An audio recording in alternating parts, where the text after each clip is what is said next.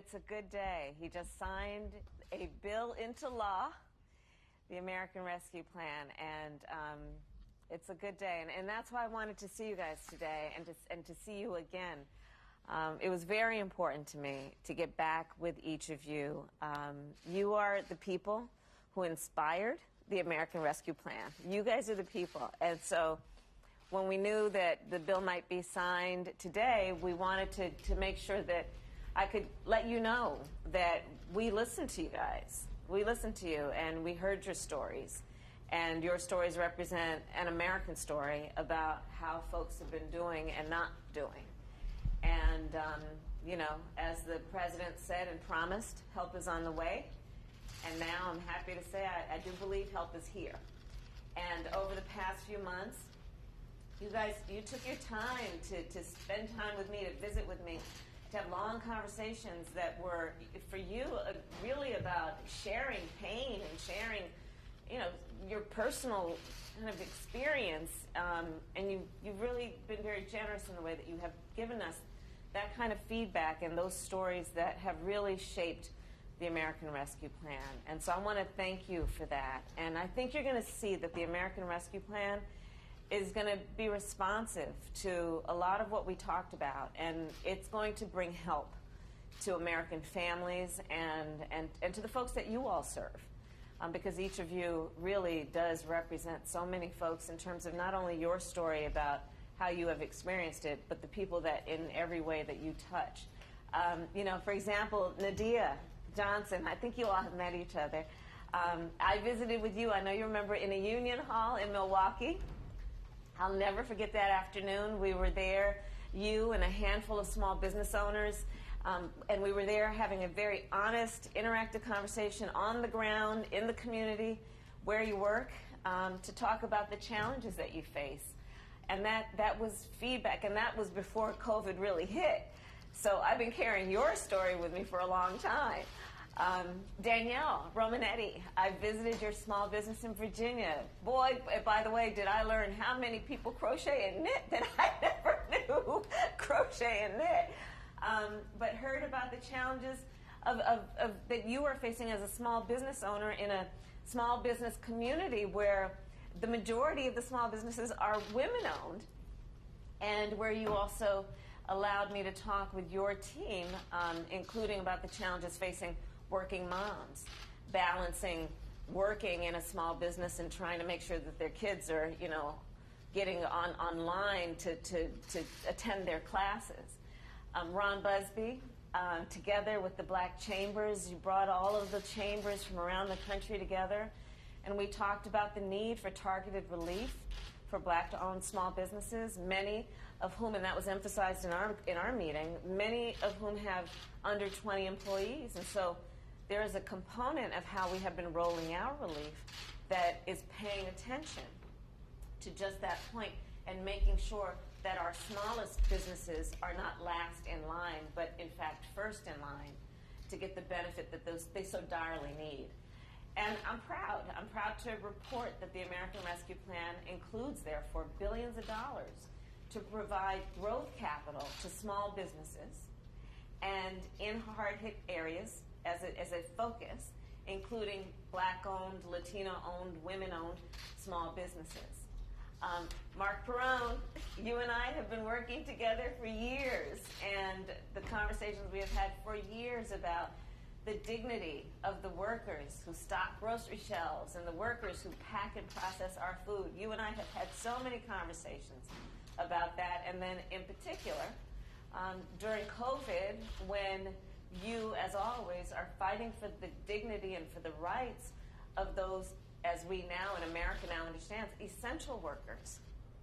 And recently, of course, we've talked about how these workers have been struggling to stay on the job safely and to stay on the job, period. And as you noted, Mark, in your statement about the bill, it includes housing assistance and SNAP food aid for the hardest hit families. And it also includes protections for union members who are going to lose their pensions. And it lowers health insurance premiums for working people. So I heard you guys. We heard you. Mayor McKinley Price, when we talked, you mentioned the budget constraints facing local governments right now. And the American Rescue Plan, of course, heard from so many mayors all over the country, bipartisan. And so in the American Rescue Plan, we provide targeted support for as many as 19,000 cities and towns and villages. We are paying attention to our native leaders and around the tribal communities. And we're making sure that the American Rescue Plan helps these communities.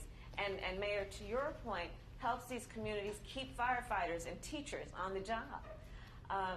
Kristen, you and I were part of a convening of women. Leaders. I mean, they're women, yes, but they're leaders and national leaders, where we talked about working mothers and all women workers and how to help the more than 2 million women who have been forced out of the workforce. And I want to particularly thank you for what you've been doing and what we talked about last time I saw you around the advocacy and your phenomenal advocacy. You are a force, and thank you for that, because you helped get the word out to remind all those women, many of whom are mothers, to remind them that they're not alone, and to remind them of their power and the power of their voice. And so, you know, the American Rescue Plan, as a result of everything we heard from all of you and so many others, we're going to get $1,400 checks into the pockets of people who need them most, and a $3,000 tax credit per child for parents. It includes $40 billion for child care, and it's going to help 11 million Americans from losing unemployment benefits. In short, it's going to help women workers. It will help all working families. And as Dr. Samir Belisle knows, I was with him at the pharmacy in Southeast, in D.C. It will help us get more shots in arms. Because when I visited with you, Doctor, we talked about the importance of making sure that vaccines are distributed quickly and equitably. And so I visited with you in a neighborhood that has been around for a long time, predominantly African American, and we talked about the fact that the pharmacy in the community is where people, they trusted to go for medical help and assistance. They knew you, they know your name, and it was therefore important that we got the vaccines into the communities, community health centers, community pharmacies, so that people could go the place they were familiar and that they trusted. And so now with the American Rescue Plan, we're able to set up and staff more community vaccination sites and tackle the supply shortages. And you all may have heard the President talk about the fact that by the end of May, we expect to have enough vaccines to cover everybody in the country, but the challenge will still be to make sure we get those shots in arms. But I'll also tell you, and again, I was just with the President in the Oval Office, one of the things that we're very proud of, and I think we collectively are, the vast majority of Americans, whoever they voted for in that last election, support the American Rescue Plan. And because of your support and because of your advocacy and because of your stories and your leadership, it is now the law of the land. And I'll tell you another piece of it that we are particularly excited about is, in addition to everything I mentioned, it will lift almost half of America's children who are in poverty out of poverty. Think about that. Almost half of the children in our country who are living in poverty, because of your advocacy, your leadership, your advocacy in terms of community and friends and neighbors, half of America's children almost will be lifted out of poverty. That's good stuff. So all that to say, thank you. Thank you all. When I first visited with each of you and during our subsequent conversations, I told you we're going to stay in touch. And I intend to continue to stay in touch, by the way. But just wanted on this important day to thank you for your leadership and for your partnership. And just thank you. And you all probably have met, I hope, Rohini Kosoglo and Mike Pyle. And they're here. They are leaders.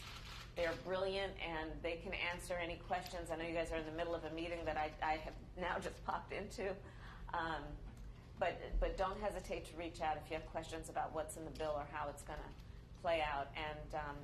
And now let me ask you yet another time. Share with me what's on your mind. How are you guys doing? How's everybody doing? We've got just a few minutes before the Vice President, but President Perron, why don't we start off with you really quickly? Well, thank you, Madam Vice President. I guess I don't need to introduce myself, but, I am the President of the United Food and Commercial Workers. It's America's largest frontline food and retail workers union. Over the last year, thousands of Americans and frontline workers have endured, a life-altering pandemic. We all know that COVID-19 has redefined how we work, the risks that workers face when they go to work, and the responsibility that we all have to care and be there for each other. It's led to unimaginable loss of life. It's impacted us all in ways that we could never have imagined when we started out a year ago. And throughout this, we've looked for hope and light at the end of this dark tunnel. Well, this week, Madam Vice President, you said it, that hope is here with the American Rescue Plan. Many Americans, including my own union members, often question what difference government can make in their lives every day. But this plan answers that question with profound actions. The $1,400 relief check for those that earn less than $75,000 annually. That $3,600 tax credit for families with children under 6. $3,000 for children up to age 17. And thank you, Madam Vice President, for the billions to aid in vaccine distribution, because our members and all the frontline workers need it so desperately. But most especially, thank you for that money to open the schools.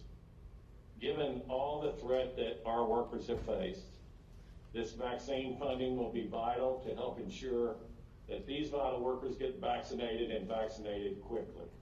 On behalf of all my members and all the food and retail workers, I can't thank this administration, the House, and the Senate enough for fighting for America's hardworking men and women and families.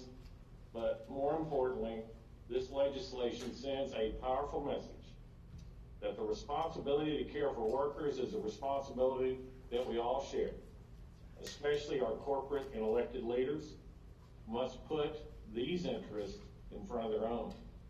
And while we must continue to remain focused to end this pandemic, this plan has made it clear that we believe this enduring truth is that no one, and we mean no one, should have to struggle alone.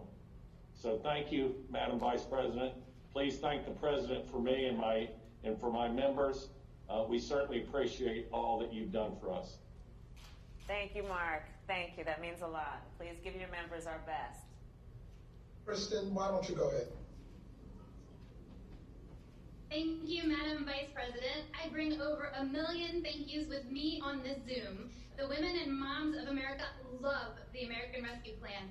We love the historic investment that will stabilize our child care system, as well as for home and community-based services, and the funds to help safely reopen schools.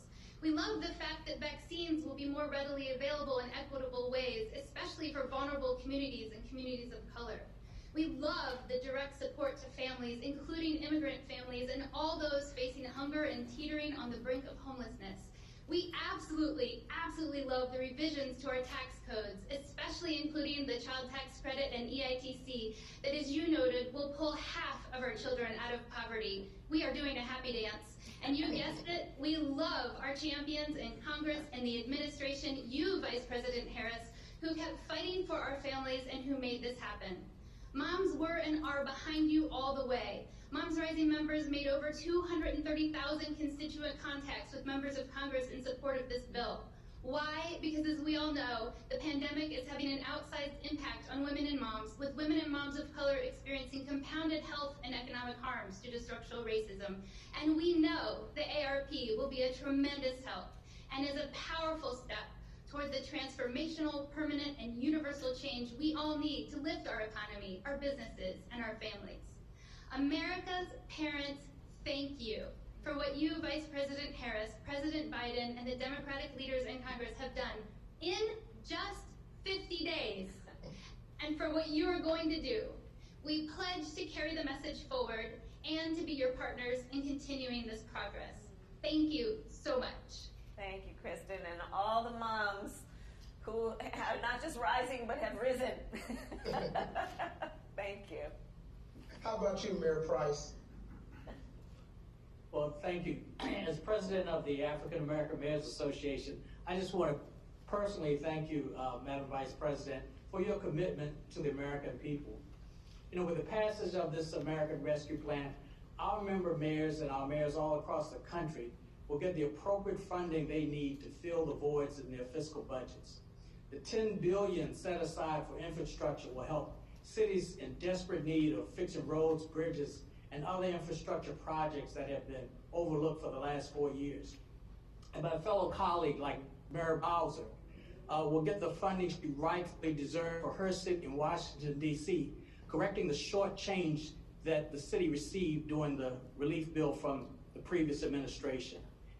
Lastly, this will help us and our constituents employed and small businesses that make up the fabric of our towns and keep them open. Thank you so much. Thank you, Mayor. It's good to see you again. And please thank all your members for their on-the-ground leadership every day. These days have been difficult beyond imagination, and they keep going to fight for the folks who need to be seen and heard. So thank you, Mayor. Ron Busby from Oakland. Ron, you're on mute. We can't hear you. Yes. Well, thank you so much, Madam Vice President. We are truly, truly honored. What my members are most excited about is that you listened, you heard, and you took action. And that's really what an administration, as well as its voters, are really looking for, a partnership. And so at the end of my comments during that opportunity that we had to speak with you, as along with Secretary Yellen, we said we were looking for intentionality, we were looking for accountability, transparency, and most importantly, a partnership. And so for the businesses that we represent across the country, for those sole proprietors, those restaurant owners, those barbershop owners and beauty salons that did not have employees, it was about the needs of the employer as much as it was about the needs of the employee. Understanding that in order for there to be successful Black-owned businesses, that you have to take into consideration the totality, the community. And so when we heard about the bill including home ownership and child care protection and all of the other things that were included in a home ownership as well as just a family, it allowed us to really have hope. When we talked to our members, the one thing they all were looking for was to ensure that their customers had cash to be able to spend with them. And so this bill allowed them to now be able to reopen safely, to make sure that they're now also marketing to their customers to come and revisit with them. The U.S. Black Chamber is also excited about the future, as well as the rollout and the execution of this bill. So we are here to continue to make sure that we are going to be a partner, not just on the business portion of the bill, but also on the rollout of the vaccination. We know how important that is in the Black community, and we want to stand locked in with the U.S. White House to make sure that our community knows that the vaccinations are going to be safe for Black people to make sure that this country reopens. So again, we're excited about the passage of the bill. We're obviously excited about today as well as the future, and we want you to know that we are truly a partner for today as well as the next 4 years. Thank you so much. Thank you, Ron, and thank you for emphasizing the vaccinations and the vaccines, because you are absolutely right, and today is a good day. It was a significant accomplishment in terms of getting the bill signed into the law, but we have so much more work to do. We are still in the midst of the crisis, and the vaccination piece of it is critical to getting beyond the crisis. So thank you for that, and please thank your members as well. And more to come in terms of Secretary Yellen and I and our work that we're doing together on access to capital for small businesses. So thank you for that. Thank you. Samir, that's a good segue to you on the vaccination piece. Yeah, thank you. I want to first start off by saying thank you to you and the Biden administration for the focus on the vaccination and taking the first steps to getting the resources that are needed. This legislation should greatly aid in that effort, and I was extremely excited to see that it includes $7.5 billion directed towards the CDC to aid in vaccine distribution, and most importantly, I think, in underserved communities. Additionally, I was elated to see that an extra $1 billion has been allocated to education funding for vaccine confidence activities. I think putting dollars towards targeted marketing, education, community outreach is mission critical in eradicating this virus. I'm happy that the administration recognizes the continued work that still needs to be done to combat vaccine skepticism. I think it's also imperative that all communities get vaccinated to protect both their families and neighbors. And by activating our community pharmacies that are located in many underserved communities, which I was also honored that you came and visited our giant food location in Ward 8. Our pharmacists nationwide, as well as the ones in our locations, can utilize their established relationships to educate and build confidence in essentially an industry that historically has not served them. Ultimately, by addressing the skepticism ahead of time, this enables community pharmacists to do what they do best, and that's put shots in arms. Supermarket pharmacies have administered 25% of flu vaccines annually, and I think we can do that in every American community without asking people to drive out of their way to get the COVID vaccine. So when talking about accessibility and hurdles and access to the vaccine, the nation's 40,000 community pharmacies can help eradicate these barriers. We're hopeful that this announcement that the president made today about purchasing more vaccine will continue to increase its availabilities. I think it's fair to say that the nation's community pharmacists are standing there on the sidelines ready to go as soon as we have more vaccine to deploy. So again, thank you so much. We appreciate you. Thank you, Dr. Balal. And I'll tell you, did you see Mark Perone there? Thumbs up the whole time you were talking.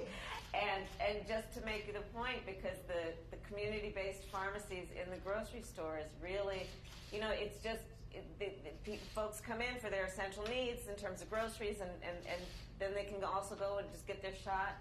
And you'll remember when I first entered the grocery store, the first person I thanked were the folks who were stocking the shelves. So there is obviously that connection between all of us, many connections between all of us. So thank you for that. Thank you. Well, we'll end with our two small business owners. So Danielle, we'll first start with you. Hi, thank you. So on behalf of the small business community here in tiny Alexandria, Virginia, thank you for passing this relief bill. As I said during your visit, we are 80% small and locally owned businesses here, so we consider ourselves the heart of the business community within the Beltway. And as such, as mostly small businesses, we've been severely impacted by the pandemic. We don't have deep pockets to pivot. Many of us didn't have infrastructures in place to even sell online. Our restaurants did not have the infrastructure to take online orders and do carry out. Everything from packing materials to to-go containers. So it was a struggle. We've struggled over the last year to keep up and remain competitive because our key competitive advantage is customer service and experience. And without in-person customers, we really cannot compete. We do not compare to national retailers and national restaurants for that competition. So it is incredibly important for our community that things return to normal as quickly as possible. So obviously key to that is getting people vaccinated. And you heard from my staff about our fears about my own team not being vaccinated. So the part of this bill that gets vaccines in arms as quickly as possible is what will have the most impact on our small business community and on my employees. It will also fast track our schools reopening. That is a huge business issue for us right now. Here in Alexandria, the schools are not even open 2 days a week quite yet. We're hearing rumors that they won't even be able to reopen in the fall 5 days because they cannot comply with the CDC standards. And so my hopes are that as more people are vaccinated, those standards can change to maybe 3 feet instead of 6, because our community can't actually provide that spacing. And children being back in school is a huge hindrance to females returning to the workforce, to my own staff, and to myself being able to fully work again, as you know, and as you heard when you were at the store. So we are incredibly grateful for this administration's swift action and for your incredible leadership. And as a community inside the Beltway, we are very personally impacted by every changing administration. So I can tell you that Alexandria feels refreshed right now by this new administration. So thank you so much for your quick action and for getting us closer to returning to normal. Thank you, Danielle. And it really was a great visit. Danielle had her team there, and it included one young woman who described the challenges of going to work every day and her fear about being exposed, but she knew she wanted to help keep the business going, and she also needed an income, right? She needed to pay rent, and her story was very compelling about the mixed emotion she had about being there to help the business, but also being afraid about what she might expose herself to, and that's the story of so many workers in our country, right? And then the other member of your team who talked about being a mom and the challenges of teaching her kids and also being at work, because again, everybody's got to pay the bills and their commitment to small businesses. And that's one of the things that I just love about all of our small businesses. It's a family affair. It really is, and it's about a connection to the business and equally a connection to the community. And the neighborhood. It's a neighborhood business. It's a community business. So thank you for that. Thank you. It was great to be there. I'm going to come back, too. Last but not least, Nadia. Vice President Kamala, it's so great to reconnect, and it's great to be a part of this discussion, an exciting moment forward for our country. For those of you who aren't aware, I'm founder of the Milky Way Tech Hub, which leverages technology to uplift Black and Brown communities and businesses. And let me tell you that for my community, the message is very clear that help is here. And what I'm particularly excited about is the funding that's going towards vaccines.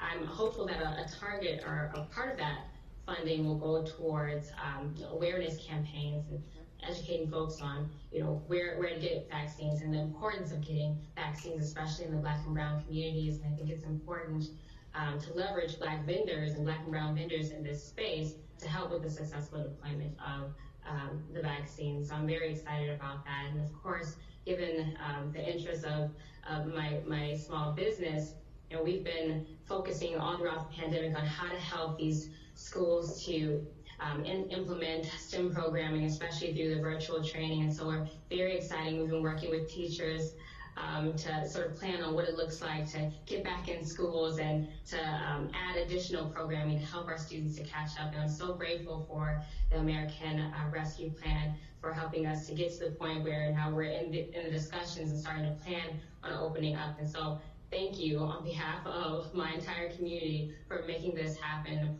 pushing us forward in this direction. And of course, the ecosystem of startups and small businesses under the Milky Way Tech Hub are super grateful for the additional funding, and especially in the hardest hit industries.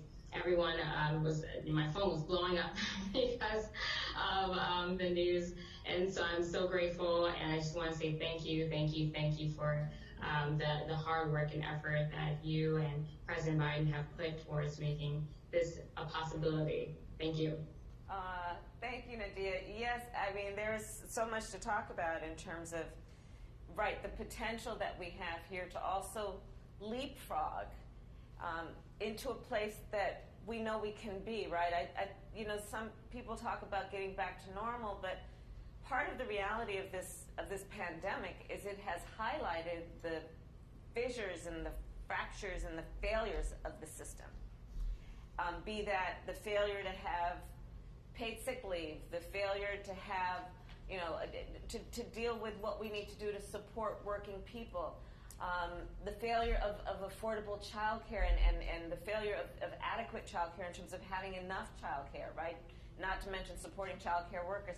It has highlighted the problems in a way that more people, I think, are aware of what wasn't working. And so part of how we think about the American Rescue Plan and just this moment is, let's not go back to normal. Let's do better than normal, right? I mean, the president says all the time, let's build back better. Let's do better. Let's leapfrog into where we know we can be. And in the midst of helping people and rescuing folks, let's also fix some of these failures. And we're very excited about that. And obviously, the work that you are doing around making sure we bring technology to communities, so much, just like Danielle was saying, of this has highlighted that we need to help our small businesses with tech infrastructure. We need to, these are the things that we need to do to help people actually be able to be competitive and to be strong as we go forward. So thank you for your leadership. It was great to meet with that whole group. It was right before COVID broke out, and I look forward to staying in touch. So thank you. Thank you. And thank you all for joining us. Madam Vice President, I joked with everybody that we are all family now. They won't be able to get away from us for the next 4 years. So I'll let you close with any parting thoughts. Well, I'm looking, you know how it is with these virtual meetings. There's the camera, but here you guys are. So now I'm going to look at you and say, what a group of just incredible leaders. You all are national leaders. I have come to know each of you over the course of this process. Some I knew before, and I know even better now. And these have been difficult, difficult days that have really challenged us to have hope and to have a sense of optimism. But I know it is that optimism and hope that has driven the fight and driven the belief in what is possible. And so this is but a piece of that, the American Rescue Plan. It's a very important piece of it. And so let's recognize, though, that what it will do, and then let us know that going forward there's still a lot more work to do. And it is absolutely, it's about supporting working folks and appreciating the dignity of work, supporting working families, understanding the challenges that parents face to raise children, the challenges that educators face to educate our children, the challenges small businesses, that essential workers who should not be treated like sacrificial workers, but should be treated with the dignity and respect they deserve because they're keeping it all working and moving. So let's celebrate each other and all of the folks that you all as leaders represent. We're all in it together. And again, I'll just end where I started, which is to say thank you. To thank you for having the courage and the commitment and the conviction you do. Thank you. On behalf of the President and myself. Okay. And I'll see you soon. Okay. Oh. Thank you for